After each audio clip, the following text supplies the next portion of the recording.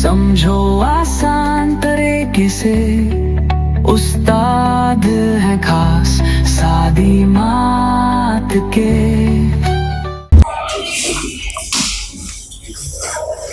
Bismillahirrahmanirrahim. Assalamu alaikum dear students. Today we are going to learn how to multiply two matrices. Here we have some examples on the board. पहली example में एक matrix है 9 5 जो कि multiply करवाना है 2 8 से। सबसे पहले एडिशन सब्ट्रैक्शन की तरह हमें इसकी पॉसिबिलिटी चेक करनी है कि ये दोनों मैट्रिसेस आपस में मल्टीप्लाई हो सकते हैं या नहीं हो सकते। तो एडिशन सब्ट्रैक्शन में हमने लास्ट लेक्चर में डिस्कस किया था कि ऑर्डर सेम होना चाहिए। यहां पर 2 रोज 1 कॉलम है, वहां पर भी 2 रोज 1 कॉलम है, यानी कि अगर यहां मल्टीप्लाई नहीं होता बल्कि प्लस या माइनस होता तो मैट्रिसेस आराम से आप प्लस या माइनस कर सकते थे। बट मल्टीप्लाई में चेक करने का कुछ अलग तरीका है। मल्टीप्लाई में चेक करने का क्या तरीका है, आप फर्स्ट रो के एलिमेंट्स गिनते हैं। पहले मैट्रिक्स में फर्स्ट रो में देखें कितने एलिमेंट्स लिखे हैं, यानी कि पहले मैट्रिक्स में पहली लाइन में देखें कितने नंबर्स लिखे हैं। यहां कितने नंबर्स हैं, 1। दूसरे मैट्रिक्स में आप ये देखें कि पहले कॉलम में कितने नंबर्स लिखे हैं, यानी कि यहां पहले मैट्रिक्स में हॉरिजॉन्टली आपने एलिमेंट्स को काउंट करना है, मतलब रॉ में, और दूसरे मैट्रिक्स में वर्टिकली एलिमेंट्स को काउंट करना है, यानी कॉलम में। क्योंकि मैट्रिसेस में कॉरेस्पॉन्डिंग एलिमेंट्स मल्टीप्लाई नहीं होते, बल्कि मैट्रिसेस में रॉ कॉलम से मल्टीप्लाई होती है, रॉ कॉलम से, और वहां पर मल्टीप्लाई होते हुए पेयर्स बनते हैं। फर्स्ट एलिमेंट रॉ का वहां कॉलम के फर्स्ट एलिमेंट से मल्टीप्लाई होगा, यहां रॉ का सेकंड एलिमेंट वहां कॉलम के सेकंड एलिमेंट से मल्टीप्लाई होगा। कोई थर्ड एलिमेंट अगर है रॉ में तो वहां पर भी कॉलम में थर्ड एलिमेंट मौजूद होना चाहिए, कोई भी चीज बाकी ना बचे, पेयर कंप्लीट होने चाहिए, तब मल्टीप्लिकेशन पॉसिबल है। तो क्योंकि हम रॉ को कॉलम से मल्टीप्लाई करवाते हैं, इसलिए रॉ में लिखे हुए एलिमेंट्स कॉलम में लिखे हुए एलिमेंट्स के बराबर होने चाहिए। यहां रॉ में कितने एलिमेंट्स हैं, 1। कॉलम में कितने एलिमेंट्स हैं, 2। क्या ये बराबर है, नहीं। 9 तो मल्टीप्लाई हो जाएगा 2 से, बट यहां रॉ में ना 8 से मल्टीप्लाई होने के लिए कोई नहीं है, इसलिए ये इम्पॉसिबल है, इम्पॉसिबल। तो अगर हम इसका रूल लिखना चाहें, या रूल अगर आप इसका नोट करना चाहें, तो यहां पर मैं इसका रूल आपके सामने लिख देता हूं। मल्टीप्लिकेशन रूल है, मल्टीप्लिकेशन की रिस्पेक्ट से number of elements of raw of first matrix ये बराबर होना चाहिए किसके, number of elements of column of second matrix. बस, इसके बाद कोई फर्क नहीं पड़ता कि पहले मैट्रिक्स में कितनी सारी रॉज हैं या दूसरे मैट्रिक्स में कितने करोड़ कॉलम्स हैं, कोई फर्क नहीं पड़ता। एक बार अगर ये मैच बन जाता है तो matrices are set to be comfortable for multiplication. Matrices फिर मल्टीप्लाई हो सकते हैं, ठीक है।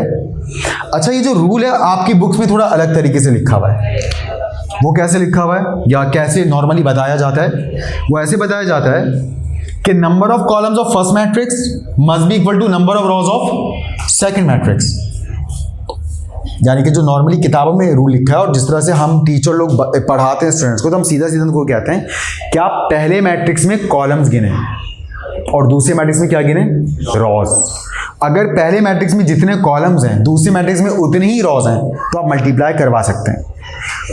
मगर मैं इस तरह से इस वजह से नहीं कर रहा क्योंकि रूल में अगर मैं आपसे कहता हूं कि पहले मैट्रिक्स में कॉलम गिनो और दूसरे मैट्रिक्स में रॉ गिनो, और फिर मल्टीप्लाई करवाते हुए मैं आपसे कहूंगा कि पहले मैट्रिक्स में रॉ को देखो और दूसरे मैट्रिक्स में कॉलम को देखो, तो यहां पर माइंड चेंज करवा रहा हूं मैं आपसे, माइंड चेंजिंग हो रही है कि रूल मल्टीप्लिकेशन की पॉसिबिलिटी जानने के लिए आपने पहले कॉलम देखा और बाद के मैट्रिक्स की रॉ को देखा, और जब पता चल गया कि मल्टीप्लाई होना पॉसिबल है तो मल्टीप्लाई करने के लिए पहले कॉलम की आप क्या देख रहे हैं, रॉ, और दूसरे मैट्रिक्स का आप क्या देख रहे हैं, कॉलम। तो इस वजह से मैंने कहा इसकी छुट्टी कराएं इस रूल की, कॉलम को हमने देखना ही नहीं, ठीक है। हमें सिर्फ रॉ को ही देखना है और काउंट करना है कि पहले मैट्रिक्स की रॉ में कितने एलिमेंट्स हैं, क्योंकि रॉ नहीं कॉलम से मल्टीप्लाई होना है तो हमें परफेक्टली पेयर्स बनाने चाहिए।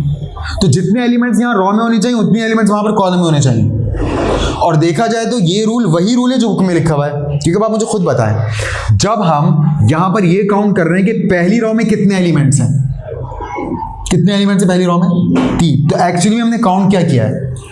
कॉलम सी को तो काउंट किया है, और जब हम वहां काउंट कर रहे हैं कि कॉलम में कितने एलिमेंट्स हैं, तो जब आपने कॉलम में एलिमेंट्स काउंट किया तो लकीरों को ही तो गिना कि कितनी लाइंस में लिखा है, तो रॉस को ही तो काउंट किया है। ठीक, तो हम क्यों अपने उसको जरूर बोलें कि हम यहाँ कॉलम गिन रहे हैं, वहां रॉ गिन रहे हैं? क्यों ना हम एलिमेंट्स बोलें, एलिमेंट की बात करें, जिसने आगे क्या होना है, जिसने आगे मल्टीप्लाई होना है, क्यों ना उसी पर फोकस रहें। तो यूं आपने इधर कॉलम रॉ को ही देखना है और उधर कॉलम को ही देखना है। तो मल्टीप्लाई में हमेशा पहले मैट्रिक्स में रॉ को देखना है और दूसरे मैट्रिक्स में कॉलम को देखना है। पॉसिबिलिटी चेक करने के लिए भी पहले मैट्रिक्स की रॉ के एलिमेंट्स को गिनना है और दूसरे मैट्रिक्स के कॉलम के एलिमेंट्स को गिनना है। अगर बराबर हैं मल्टीप्लाई हो सकते हैं, बराबर नहीं है तो इम्पॉसिबल, ये इम्पॉसिबल है। यहां पहली रो में कितने एलिमेंट्स हैं और दूसरे मैट्रिक्स के कॉलम में कितने एलिमेंट्स हैं? यानी कि 9 तो 5 से मल्टीप्लाई हो जाएगा, 3 1 से मल्टीप्लाई हो जाएगा, मगर 6 से मल्टीप्लाई होने के लिए कौन है? कोई भी नहीं है, इम्पॉसिबल।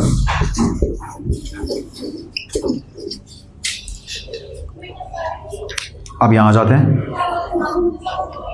यहां पहली रो में कितने एलिमेंट्स हैं और पहले कॉलम में कितने? 2। ये मल्टीप्लाई हो सकता है। क्या ये प्लस हो सकता है? ये दोनों एलिमेंट्स प्लस हो सकते हैं, दोनों मैट्रिसेस प्लस भी हो सकते हैं क्योंकि ऑर्डर सेम है, 2/2 2/2। प्लस हो सकता है तो माइनस भी हो सकता है। ये दोनों प्लस और माइनस हो सकते थे, मल्टीप्लाई नहीं हो सकते। ये दोनों भी प्लस और माइनस हो सकते थे because orders are same, multiply नहीं हो सकते थे। ये दोनों ऐसे मैट्रिसेस हैं जो प्लस भी हो सकते हैं, माइनस भी हो सकते हैं, मल्टीप्लाई भी हो सकते हैं। तो इनमें ऐसी क्या खास बात है कि तीनों हो सकते हैं? कोई खास बात नोट कर रहे हैं आप इन मैट्रिसेस में? एक ऐसी खास बात जो उनमें नहीं थी? नहीं। कोई और जवाब? इनमें ऐसा क्या खास है जो उन मैट्रिसेस में नहीं था? कि प्लस माइनस वो हो रहे हैं, मल्टीप्लाई नहीं हो रहे। ये प्लस भी हो रहा है, माइनस भी हो रहा है, मल्टीप्लाई भी हो रहा है। जी, किसी को कुछ समझ आया कि इनमें ऐसा क्या है जो बाकियों में नहीं है? ये क्यों हो पा रहे हैं प्लस माइनस मल्टीप्लाई तीनों? Which matrices are comfortable for multiplication, addition and subtraction? Question mark. और इसका है एक लफ्ज का जवाब। कौन से मैट्रिसेस मल्टीप्लाई, प्लस और माइनस तीनों हो सकते हैं? एक लफ्ज, ओनली वन वर्ड जो इन पर फिट बैठता है, वो ये हैं और बाकी नहीं हैं। Excellent, square. Well done Ayaan ने दिया इसका जवाब।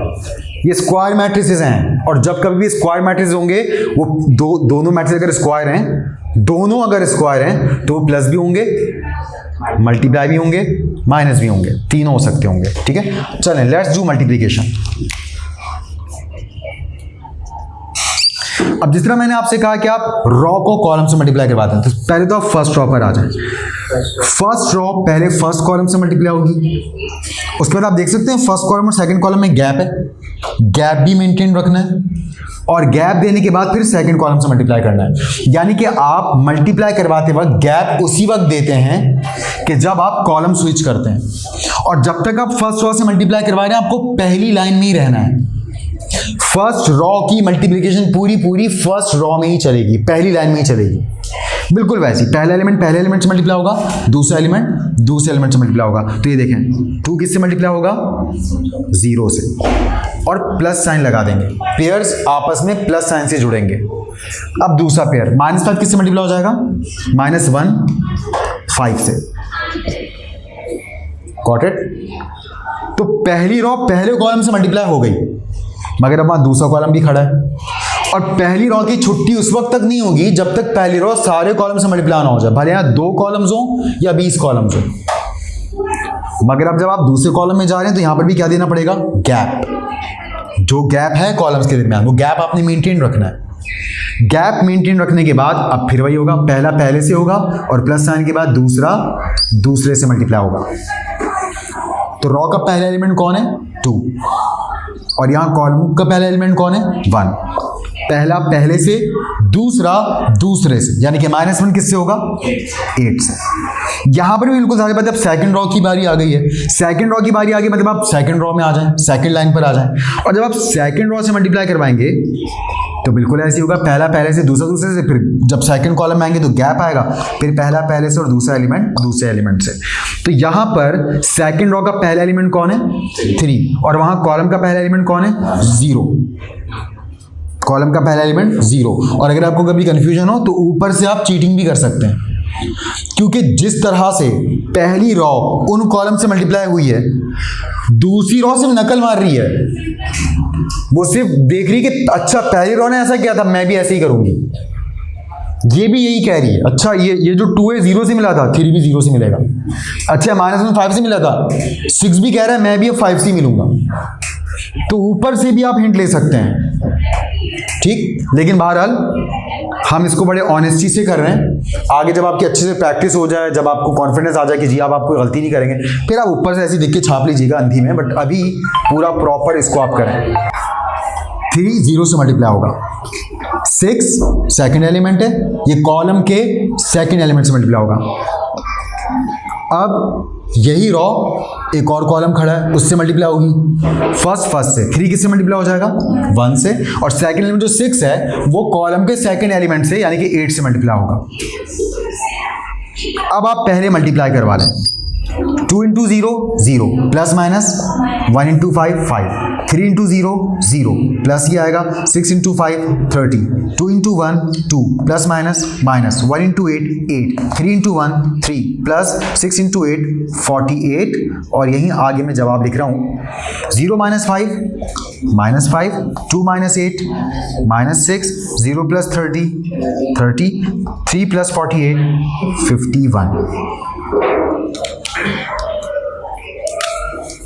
क्या एक एक स्टेप आप सबको समझ में आया कि मल्टीप्लिकेशन एक्चुअली करनी कैसे है, कैसे रॉ को कॉलम से जोड़ना है, ठीक।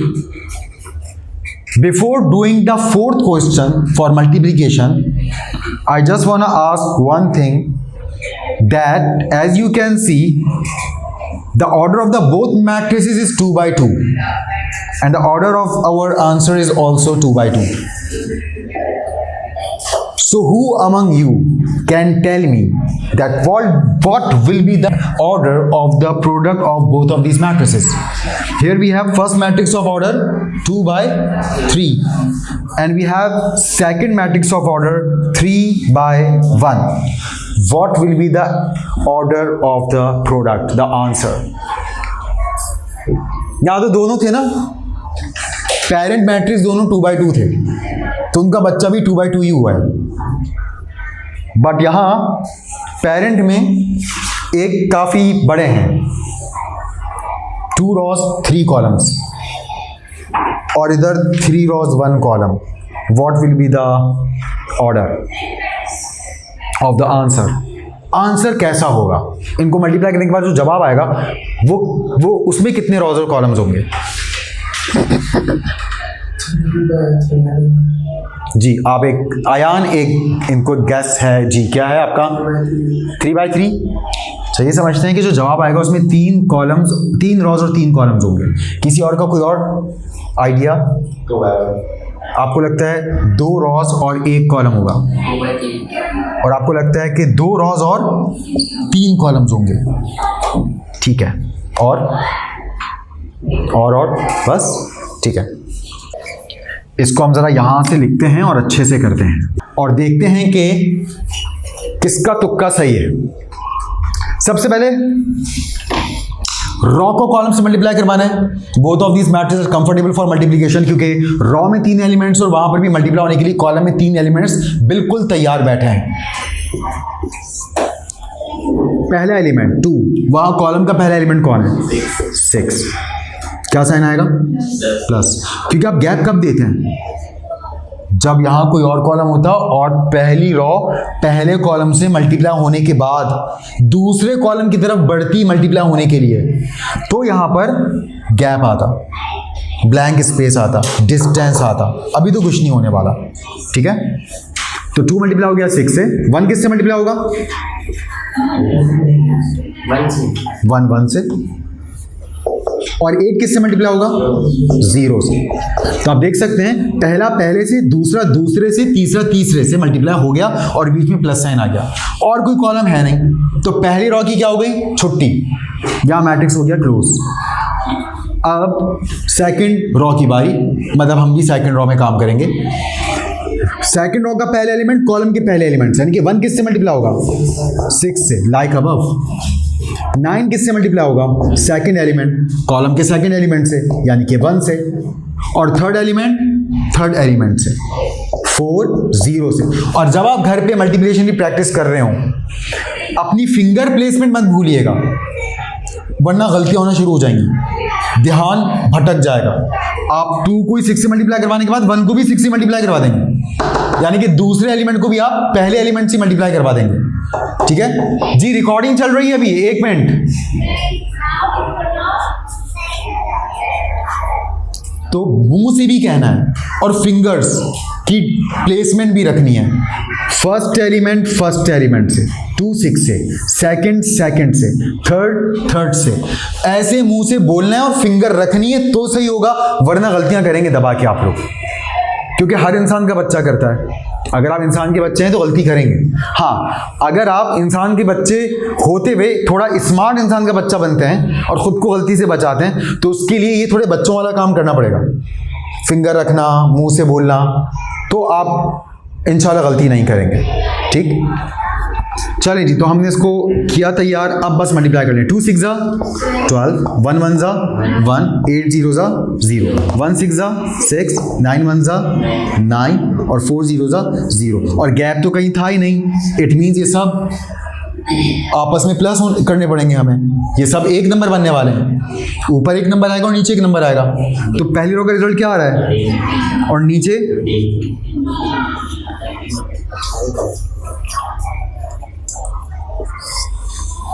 So we must say welcome this baby matrix in the world, जिसका ऑर्डर क्या है?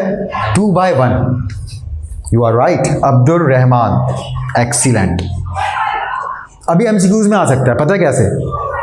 What will be the order of the product if the order of the given matrices are 2 by 3 and 3 by 1? इस वक्त shooting चल रही है, ये बस अभी खत्म होने वाली है। अब अगर ये मैं कट करना भूल गया तो क्या होगा? तो व्यूअर से एडवांस में सॉरी फॉर दिस इंटरप्शन, ये क्लास है असल में, इसमें ऐसा होता रहता है। अच्छा, तो अब यहां पर आपको बता दिया कि पहले मैट्रिक्स का ये ऑर्डर है, दूसरे मैट्रिक्स का ये ऑर्डर है, और अब आपको प्रोडक्ट का ऑर्डर जानना है। तो आप सिंपल क्या करें, हमेशा याद रखिएगा, जब दो मैट्रिसेस आपस में कंफर्टेबल होते हैं मल्टीप्लिकेशन के लिए, तो जाहिर सी बात है पहले मैट्रिक्स के कॉलम दूसरे मैट्रिक्स की रॉ के बराबर होते हैं, क्योंकि जब आप पहले मैट्रिक्स के रॉ के एलिमेंट्स गिनते हैं तो असल में आप कॉलम्स गिन रहे होते हैं ना। तो वो भी 3 थे और यहाँ ये भी 3 था। तो यहाँ पर ये जो सेम नंबर आ रहा है इसे आप इग्नोर कर दें। अच्छा, सेम नंबर वैसे उधर भी हो सकता है, तो यूं कह लीजिए कि पहले ऑर्डर का सेकंड नंबर और दूसरे ऑर्डर का फर्स्ट नंबर कैंसिल कर दें। पहले ऑर्डर का सेकंड नंबर और दूसरे मैट्रिक्स के ऑर्डर का फर्स्ट नंबर कैंसिल आउट कर दें, और ये हमेशा सेम ही होंगे। अब जो बचा उसका नया ऑर्डर बना रहे हैं। इधर से क्या बचा और उधर से क्या बचा? 2 by 1 will be the order of the product. अब वो जो 2 by 2 ऑर्डर के दो मैट्रिक्स हमने मल्टीप्लाई किए थे, उसका जवाब भी 2 by 2 ऑर्डर का क्यों आया था? क्योंकि पहले मैट्रिक्स का ऑर्डर 2 by 2, दूसरे मैट्रिक्स का ऑर्डर भी 2 by 2, पहले ऑर्डर का दूसरा नंबर कैंसिल, दूसरे ऑर्डर का पहला नंबर कैंसिल, बचा भी क्या? 2 by 2। इसलिए जवाब 2 by 2 का आया था। समझ आया अच्छी तरह से? और ये एमसीक्यूज में पूछते हैं, ठीक है? कौन बता रहा है आप में सबसे पहले? एक मैट्रिक्स है 7 by 8 ऑर्डर का, यानी कि 7 रॉज और 8 कॉलम्स का, और एक है 8 by 2 का। तो आने वाले मैट्रिक्स का क्या ऑर्डर होगा? Well done, 7 by 2। This will be the order of the product, 7 by 2। तो मुझे उम्मीद है आपको अच्छे से मल्टीप्लिकेशन समझ में आई होगी। बुक में जो क्वेश्चंस हैं उनमें जैसे अगर आपको एक मैट्रिक्स ए दिया हुआ है, लाइक यहाँ पर देख लें, एक मैट्रिक्स ए दिया हुआ है, एक मैट्रिक्स बी दिया हुआ है, मल्टीप्लाई करने के लिए कह रहे हैं, तो ए पहले ए लिखना पड़ेगा, मल्टीप्लाई का साइन, फिर बाद में बी लिखेंगे और मल्टीप्लाई करवा देंगे। हो सकता है आपको कहा जाए ए का स्क्वायर मालूम करो। ए के स्क्वायर का क्या मतलब है? ए के स्क्वायर का मतलब है ए को ए से ही मल्टीप्लाई करवा दो। तो अगर वो पॉसिबल है मल्टीप्लाई होना तो आप उसको मल्टीप्लाई करवा दें, ठीक है। जब आप मल्टीप्लाई करवाएंगे तो वो ए स्क्वायर आ जाएगा। तो मुझे उम्मीद है कि आप अपनी बुक के क्वेश्चन नंबर 4 के तमाम पार्ट्स कल तक कर लेंगे और इंशाल्लाह फिर नेक्स्ट लेक्चर में हम मजीद आगे बढ़ेंगे। फॉर द टाइम बिंग अल्लाह हाफिज़ एंड टेक केयर।